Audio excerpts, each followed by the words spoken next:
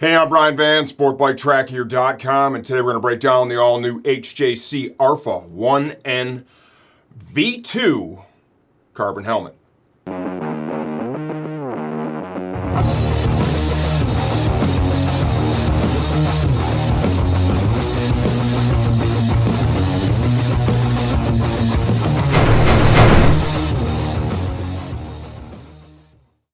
Okay, full disclosure. HJC has come a long way, man. I've been doing this long enough, been riding bikes long enough, been in the industry over 20 years now. I can remember the time, and HJC probably doesn't want to hear this, but I'm going to say it, where, like, if you rolled up with an HJC helmet to a bike night or a track day or something, people were going to make fun of you. They're going to laugh at you. They're going to say, dude, I don't even know if that helmet's safe. Don't you value your head? Blah, blah, blah, blah, blah. A long time ago, I have watched, since the time I've been in this industry, from them go to that to arguably now one of the absolute best helmet manufacturers, period. This RPHA 1N V2 carbon helmet, just got it in, not ridden in it, I've ridden in the RPHA 1N, outstanding performance on the racetrack. I loved it. It's a great helmet. This is just going to be more of that, simply. Having worn it, having taken it apart and putting it back together, really looked at it. I even had my glasses on. This thing now, like, it's so close to my number one helmet manufacturer when it comes to actual build quality, right? Engineering. It's Shoei for me. There's others that are close, but Shoei leads it. This is so close. It's mind-bending, super impressive. It retails in the solid carbons for $849.99. They have some super sick graphics that are in the pipeline. They're coming this year. Those are going to be, it looks like the pricing on that's $1099.99. Very affordable for a premium level helmet. It's also important to understand there's some value add here too. It's going to come with the dark smoke shield that I've installed on the helmet. It's going to come with this spoiler. This little, okay. It's only clipped on now. There's 3M, like real high-end two-sided tape on the other side of this. You pull that off, it's not going to come off. These are replaceable. You can buy these pieces. Comes with that included, which absolutely transformed the look and the performance of the helmet. It's going to come with a helmet bag. They all come with that pretty much. It's going to come with a clear shield. That's actually the one that's installed on the helmet when you get it. Just give you a look.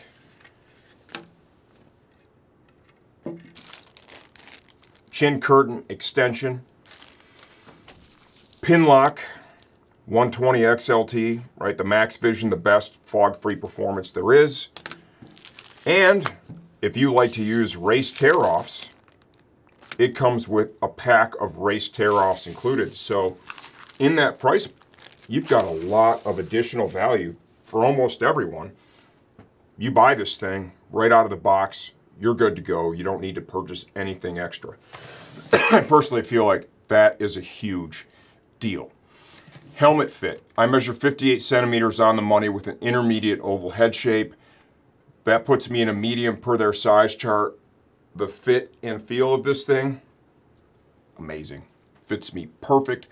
I think for pretty much anyone out there, go ahead and use the size chart. As long as you've got that intermediate oval head shape, follow the size chart, you're going to get a good, comfortable fit.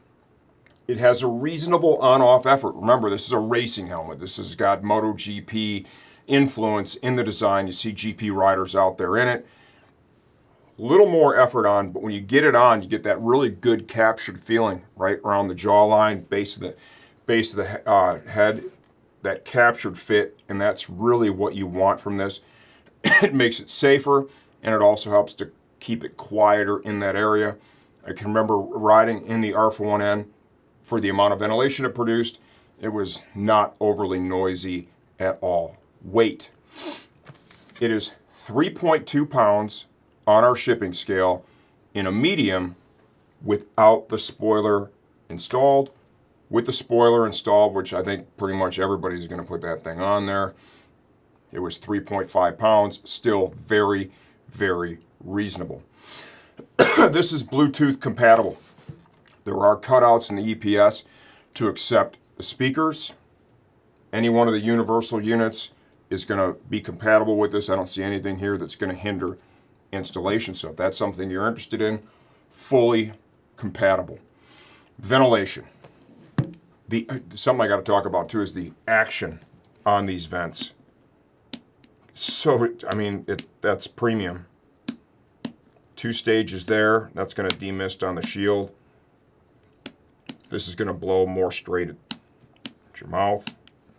But when you feel the action on those, it's fucking impressive. Center intake vent there.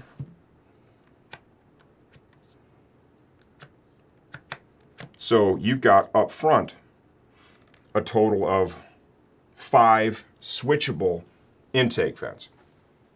What comes in must go out. Extractor Venturi style exhaust vent there. And then you have here at the back of the helmet, you have one here and one here. And the way this is set up, I just pulled that off to illustrate, right? You can see the grill on the back of that. It's still functional when you have the spoiler on. So think premium level ventilation, no question. Certifications. This one passes the FIM Racing number 2. Okay, so if that's important to you, it checks that box. Here in the US, we're going to have ECE 2206. We're all familiar with that, as well as our DOT standards. So every one of the boxes is checked. Glasses compatibility. Clark's going to show you some B-roll with this too. The glasses that I wear, they slid right in. They rode right in the spot where you'd want them to be. So if that's an important feature for you, that's going to work out just great. Shield change. It's allergy season. Don't judge. They just don't want to seem to go away this year. So the shield lock is very positive on this. When you get it down, push, audible click. You can hear that's pretty loud. And then there's a little slider here that slides over. Disengage, pull up. To remove the shield, this is toolless. You got to flip up the little lever. Righty-tighty, lefty-loosey.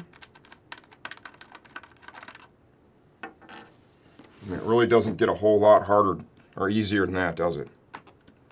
Right up. That screw is metal, by the way, so it's going to be something that's going to be really durable.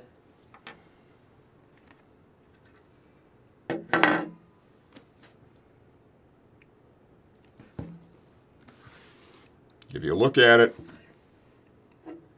Okay, to reinstall the shield, let's go ahead and get this thing up in position, like so. I'm going to hold it.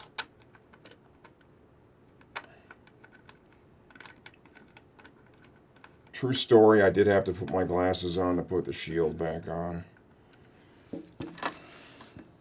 Rotate it over. One thing to note, if you look at the shield ratchet right here, you need to make sure that this is lined up with that. Just rotates in there, piece of cake.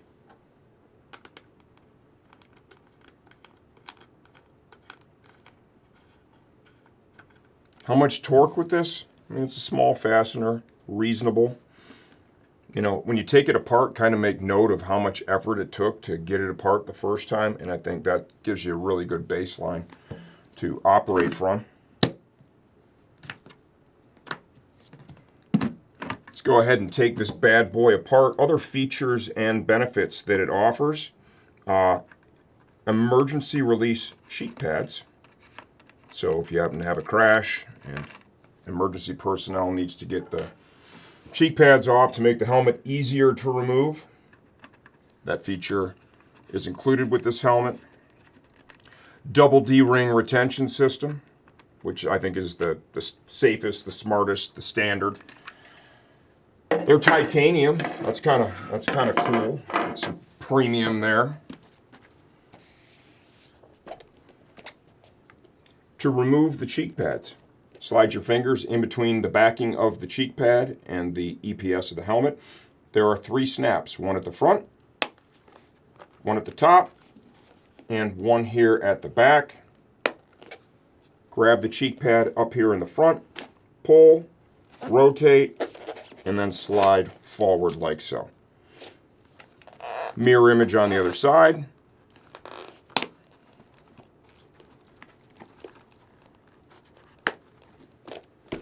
Pull it up, out, and forward. The top pad, we have 2 snaps here at the back. Same thing. Get your finger or your thumb in between the backing of the top pad and the EPS. 2 snaps up in the front. Let's take a quick look at the quality here.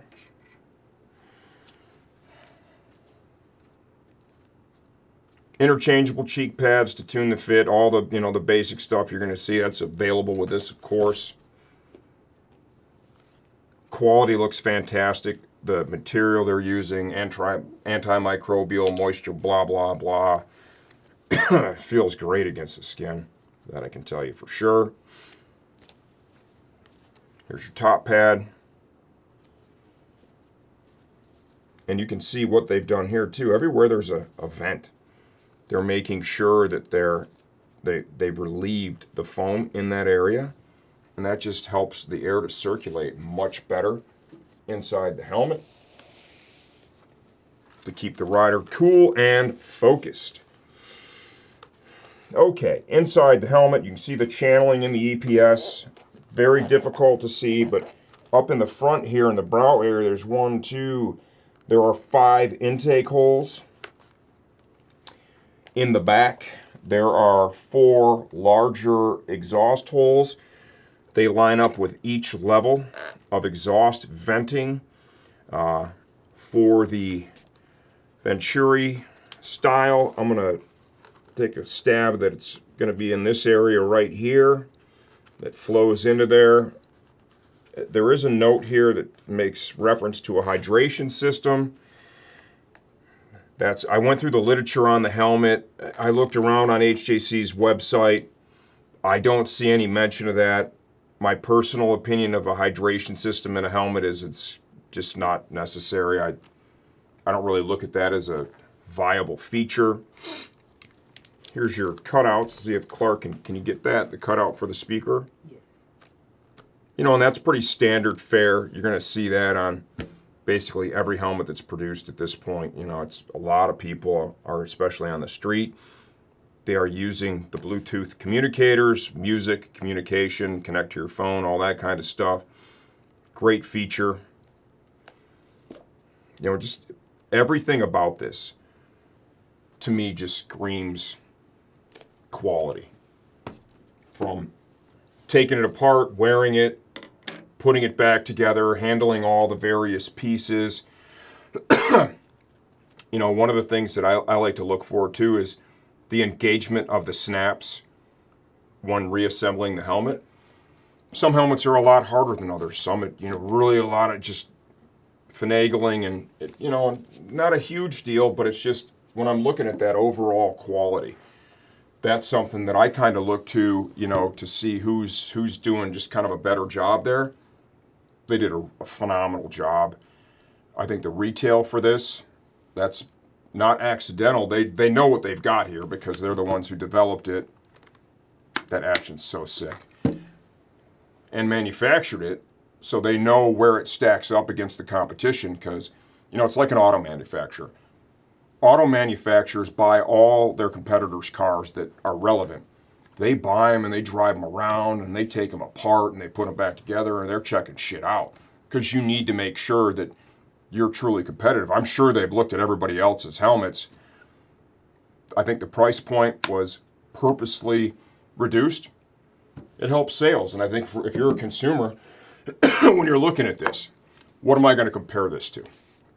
I'm going to compare this to an X15, a Corsair X, Don't even get me started on the Pista. What is that thing now? $2,000? What do you have to get a mortgage to buy a helmet? That's a tremendous amount of money.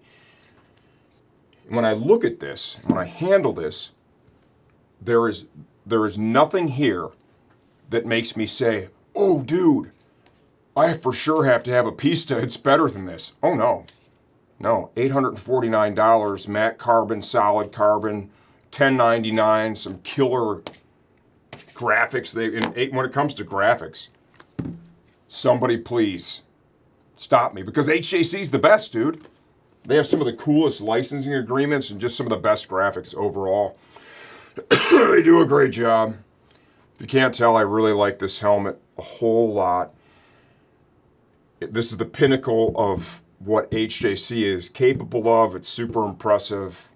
If you're looking for a premium helmet, 100%, this bad boy should be on your short list. And I think we've made it to the point now, too. You roll up to the bike night or the racetrack with a RPHA 1N V2 carbon helmet, people are just going to be jealous, actually. If you have any questions, leave those in the comment section of this video. I answer all that stuff myself. I'm always here to help you choose the right helmet for your next ride.